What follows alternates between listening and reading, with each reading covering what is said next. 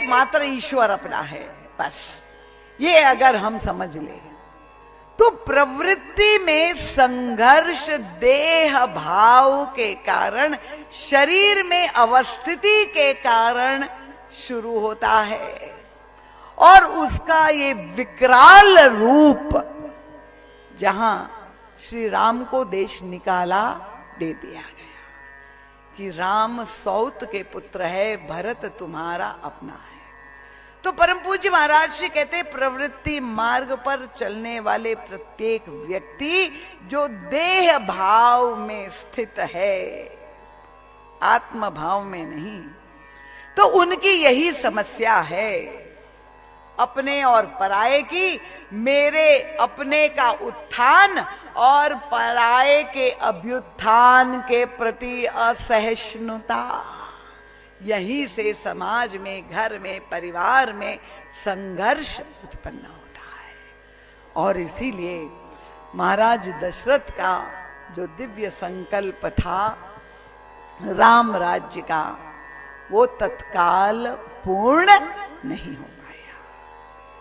और ये भीषण समस्या जो अयोध्या के सामने आई, जहां सम्राट की मृत्यु हो गई, जहां महारानियां विधवापन भोग करके श्री राम जीवन से दूर चले गए, श्री सीता जी जीवन से दूर चली गई, ऐसा क्लांत वातावरण हो गया और ऐसी भारी समस्या का समाधान का दायित्व किस पर हुआ?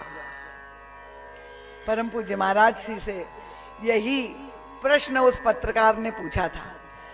जब महाराज जी को रामायण और महाभारत का अंतर एक लाइन में बताने को कहा और महाराज जी ने दोनों युगों की तुलना करते हुए कहा कि ये जो घर घर में होता है वो महाभारत है और जो घर घर में होना चाहिए वो रामायण है, तो उस पत्रकार ने कहा कि महाराज श्री ये बात तो आप बिल्कुल ठीक कह रहे हैं, दोनों युगों में मनस्थितियां भी महारानियों की एक जैसी परिस्थिति, पर परिणाम में अंतर क्यों आ गया? एक युग में राम राज्य हो गया और दूसरे युग में महाविनाश क्यों हो गया? और तब उसकी भी समीक्षा, क्या अद्भुत परम पूज्य महाराज श्री कहते हैं, परिणाम में अंतर हो गया क्योंकि महारानी गांधारी के गर्भ से दुर्योधन जैसे पुत्र का जन्म हुआ। और महाराज श्री ने साथ में जोड़ दिया कि अगर महारानी कैकेयी के गर्भ से दुर्योधन ने जन्म लिया होता तो रामायण में भी महाभारत अवश्य हो जाता। इसका मतलब कथा पहुंच रही है आप तक। अंतर पड़ गया पुत्र में। माताओं की मनस्थिति एक जैसी थी, पर महाराज जी से किसी ने पूछा कि महारानी कैकेयी का डीएनए भरत में क्यों नहीं आया? देखिए उस समाज में लोगों के मन में यही संशय था। जब भरत जी का आगमन ननिहाल से हुआ तो आपस में कानाफूसी थी, सब लोग चर्चा कर रहे थे, एक भरत कर सम्मत आई। सबने कहा ये संभव ही नहीं हो सकता, जैसी माँ वैसा ही पुत्र, माँ बेटे की मिली भगत से ही ये सारा उपक्रम हुआ है। जानबूझ को उनको भेज दिया था ननिहाल और तब दोनों ने मिल करके ये इतना बड़ा षड्यंत्र की रचना की। तो लोगों के मन में यही संदेह था कि यही आनुवंशिक रूप से संस्कार आए हैं।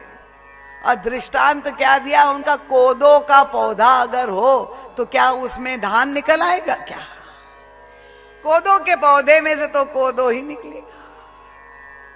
इसलिए भरत जी से कोई अपेक्षा नहीं है। एक भरत कर सम्मत कही, एक उदास भाई सुनी रही। कुछ लोग ऐसे थे, उसने कहा कि भाई हम कुछ नहीं बोलेंगे, तटस्थ थे। किसी ने भरत जी में भी पूरे दोष दर्शन किया, कुछ लोग तटस्थ हो गए और कुछ लोग ऐसे थे जो भरत जी को जानते थे। उनका कान मूंद कूद कर रद गई जीहा, एक कहे यह भावलिहा। हम स्वीकार नहीं कर सकते, ऐसे अब शब्द सुन नहीं सकते, कान बंद कर दिए।